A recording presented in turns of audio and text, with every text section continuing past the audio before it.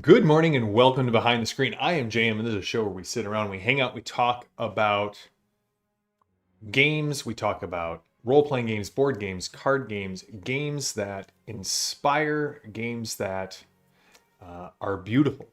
And that's kind of what we're really focused on here. Realm Builder, thanks for the follow. I appreciate it. Good to have you here.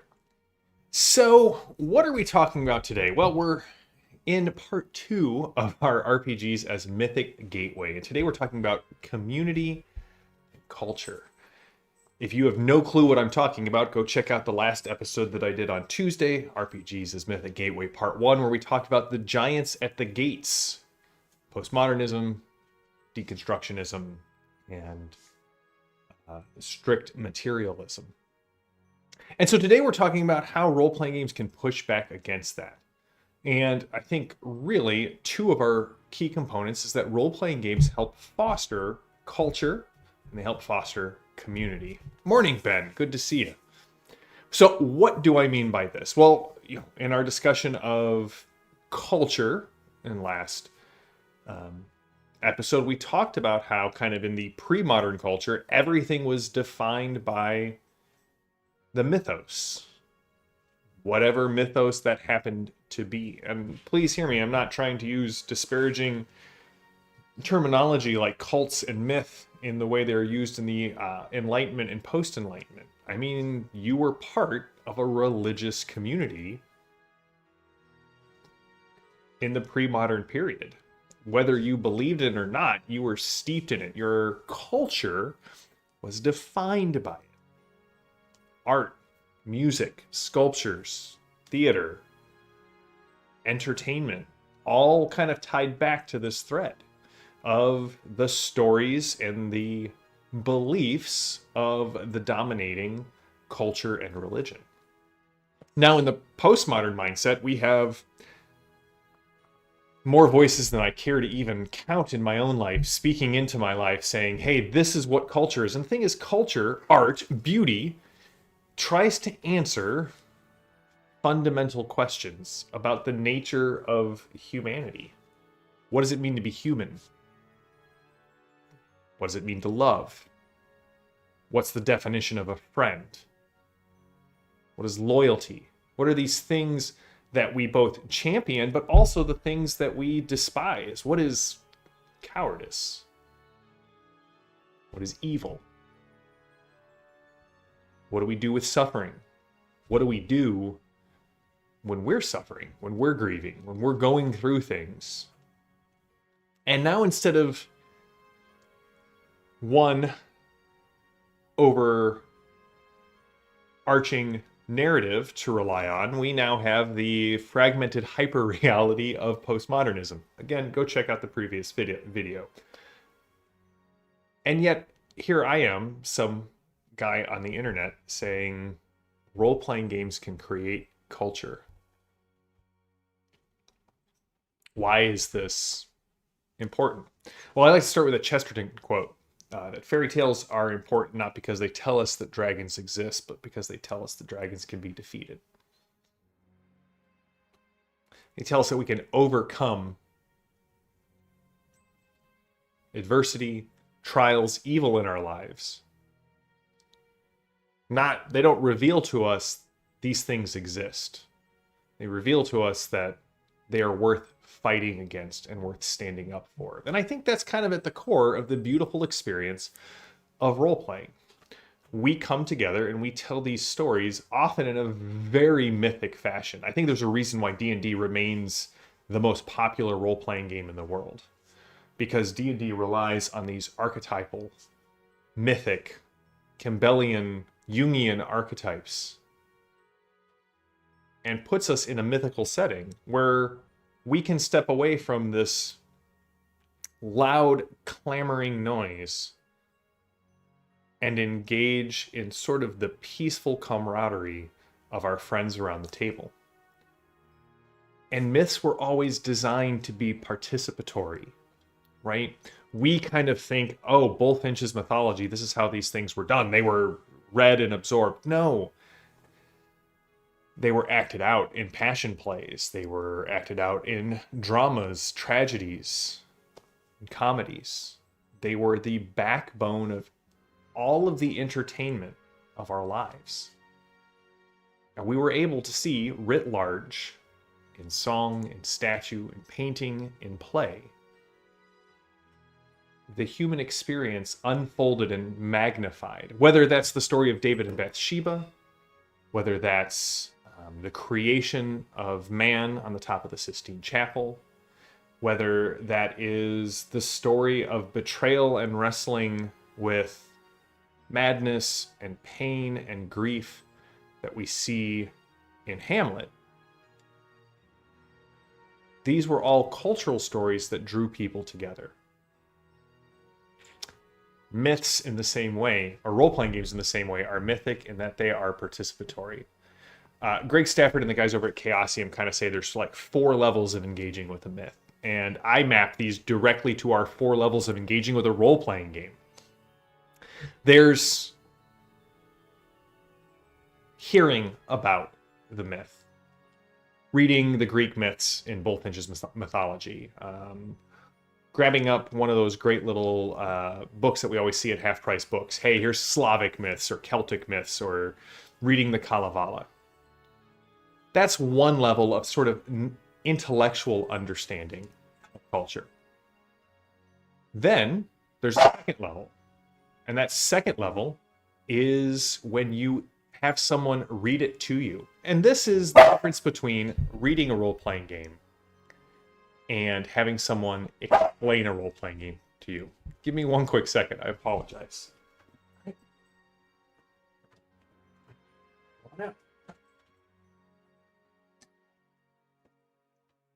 Sorry, the iconic puppy needed to be let out.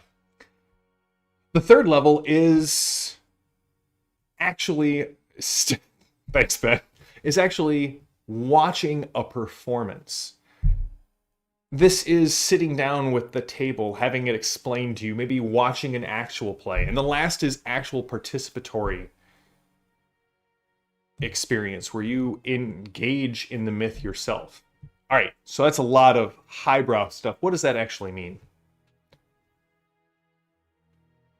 When we sit down at the role-playing table, we are engaging in sort of a cultural creation experience, as opposed to the rest of our lives where we are sort of passively consuming culture. TikTok videos, YouTube and Twitch streams, novels, movies, music, television shows. These are all passive.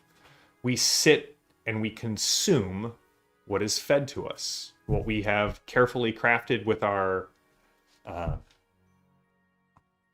different streams, what our little echo chambers that we create, or just because of what is recommended to us, we are being told, here's what it means to be human. Here's what love looks like. Here is what good is, what evil is. How do we define all of these things? Instead, at a role-playing game, we sit down with people that we know most of the time. And we answer these questions in real time in a participatory nature. The GM sets out the problem. The players come up with the solution. The give and take, the push and pull of the dice, of the players, the story. There is no other experience of cultural creation in which we engage in these topics where the audience and the author collapse into one, where subject and object become the same thing. Even the DM is just a participatory member of the table. Now, I'm not saying, nor am I recommending, that you come to a game with a high theme. We're going to discuss what it means to be human, or what is the nature of evil, or what does it mean to be heroes. I find most of the stories that do that to be rather preachy.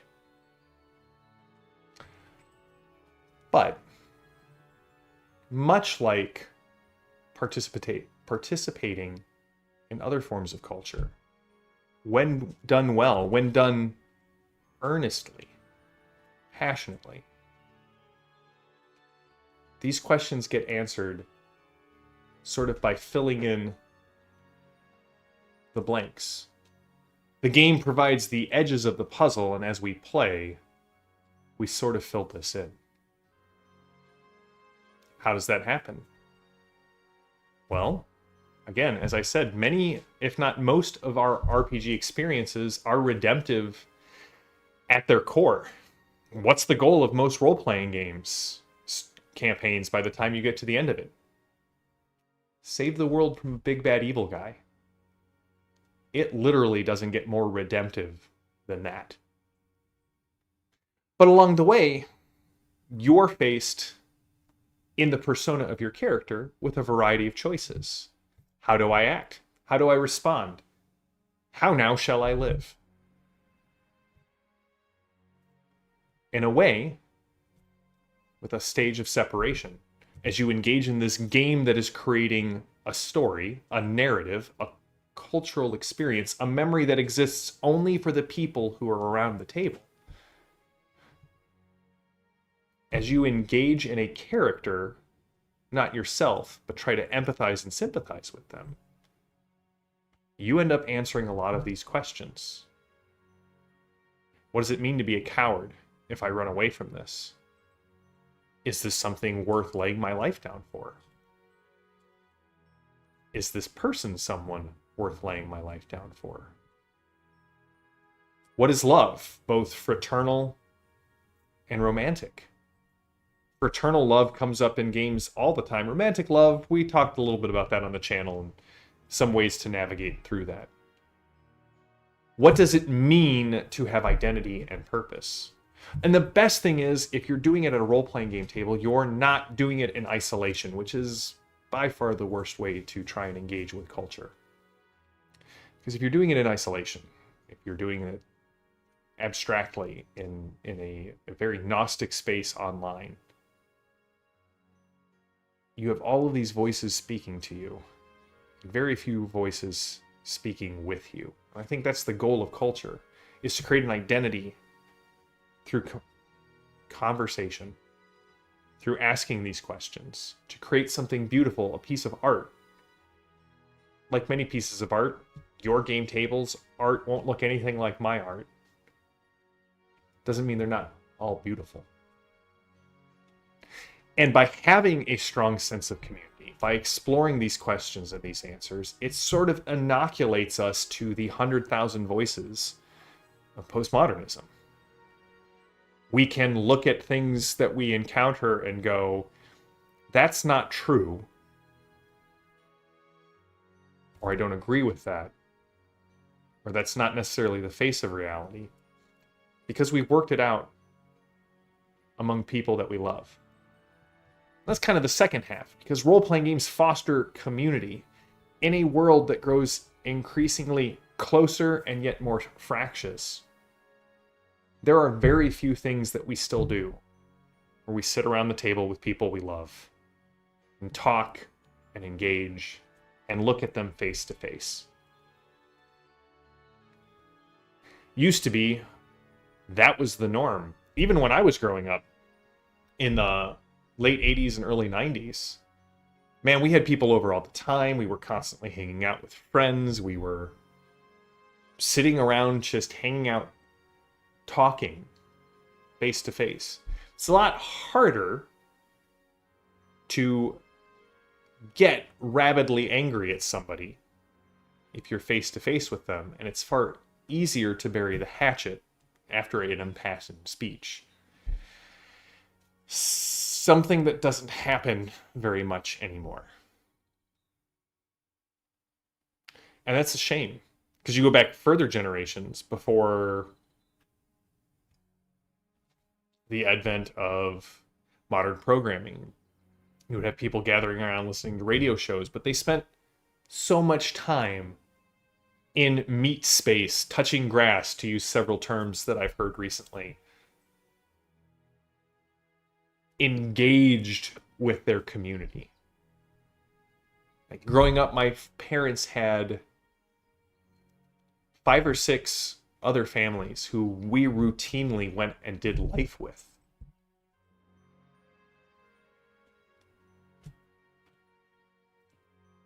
I'm lucky that I have 2 now that I routinely go out and do things with. And I'm so grateful that once a week, a group of 5 people who I've become very good friends with come together, sit down, and we hang out and play role-playing games. We mourn the loss of a friend who moved away and now has to Skype in on the television set opposite me.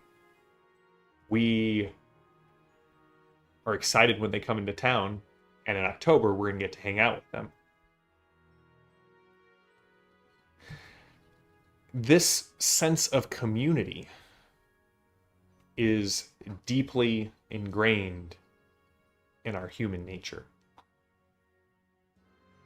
And one of the lies of the giants at the gates is, you're all alone. I can tell you what will fill that hole in your heart.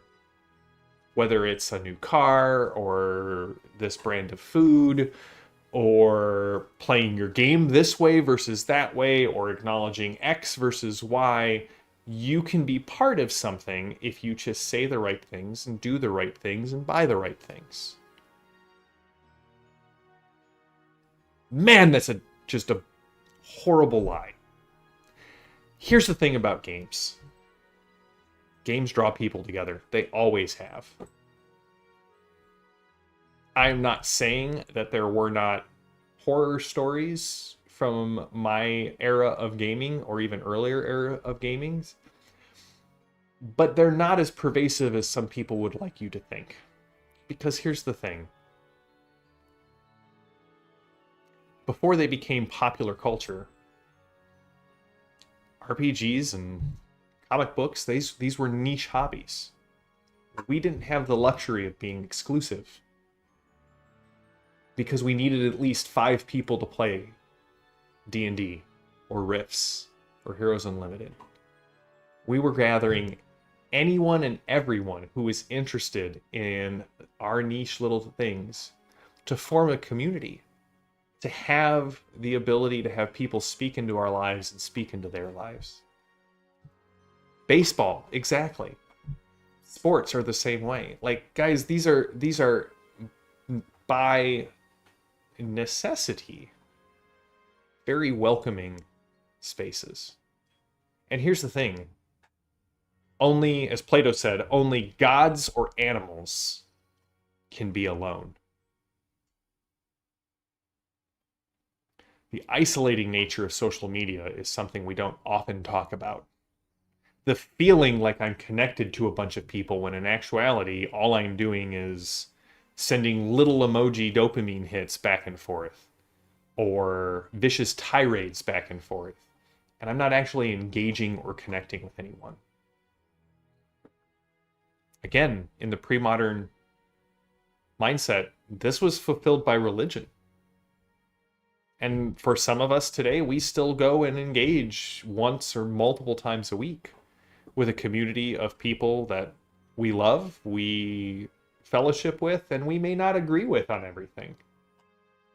That's okay. I've got people at my gaming table to the far right and the far left of me.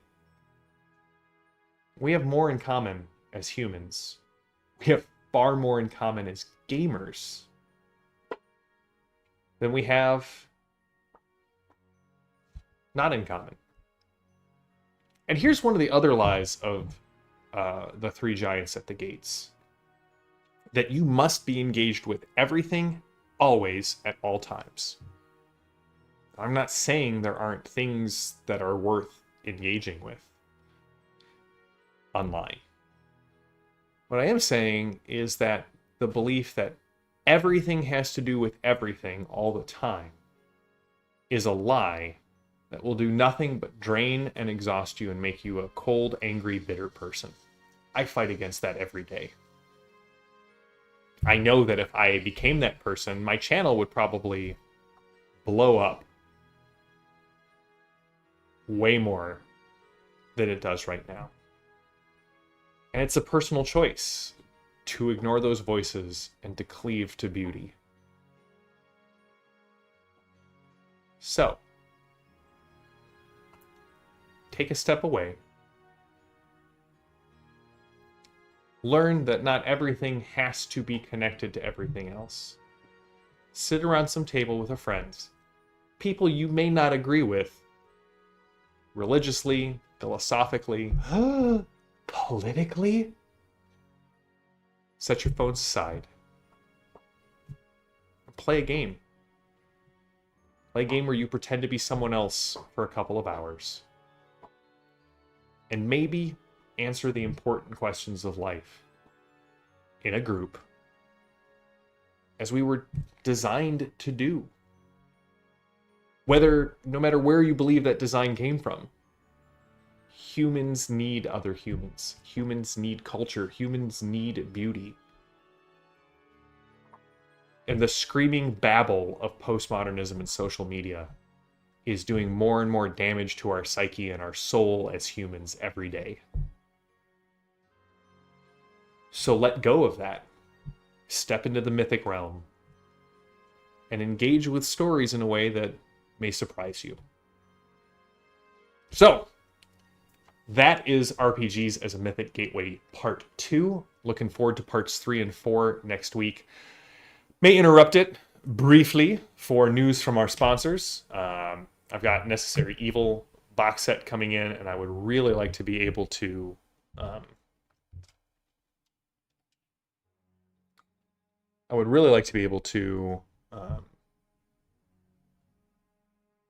review that. Yeah, Padre, I've had great, I have great friends who are atheists or pagans who play role-playing games with me, and we can agree to hang out and have some fun together. So before we go, this Saturday we are doing Exploring Glorantha, but also, speaking of Exploring Glorantha, I have done a disservice to my friend. Let me pull this up real quick.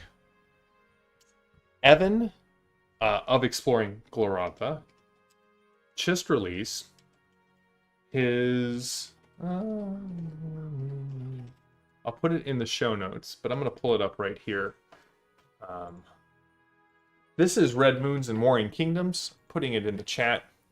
This is Evan Frankie's lunar-focused 300-plus page book for 13th Age Glorantha, exploring the Lunar Way. He's got new classes, new monsters. There's a great overview of the Lunar Empire for you, the player, and it's free right now. Go check it out. Also, beautifully illustrated by Trisha Baker and produced by the guys over at Escalation Magazine. So please go check that out. I'll put a link to it in the show notes. And we'll be back on Thursday for some Exploring Glorantha, or Saturday for Exploring Glorantha, and Thursday for more RPGs as Mythic Gateway. So let's see here. Realm Builder here says, I definitely yearn for the days of past playing AD&D. Oh, I agree, Realm Builder. Here's the thing. For me, again, I came to D&D very late to the party. I was probably... I was 17 or 18 when I got into D&D. Mainly as a reaction to... I don't even remember the name of it. Dragon something. It's the Christian role-playing game that was... I was running Star Wars and Rifts, and I was forced to play this Christian role-playing game at church. And they asked me what I thought, and I was like, this was awful. D&D has to be better than that. And I went out and bought the core 3 books that very day. But I remember just a wonderful decade of playing Rifts with a group of about 15 to 20 people multiple times a week. Those were the Dragon Raid. That's what it was called, Padre. Dragon Raid. Oh my gosh. It was bad. It was legitimately not a well-designed game, mechanically or theologically. I could do a whole review on Dragon Raid, but that might violate my ethos of the show. So if you want to know about my thoughts on Dragon Raid, ask me in the Discord forum. So that's it for today. Hopefully this has been helpful. Looking forward to talking more on Thursday. Until next time, please stay safe, stay gaming, stay healthy. Go out there and play some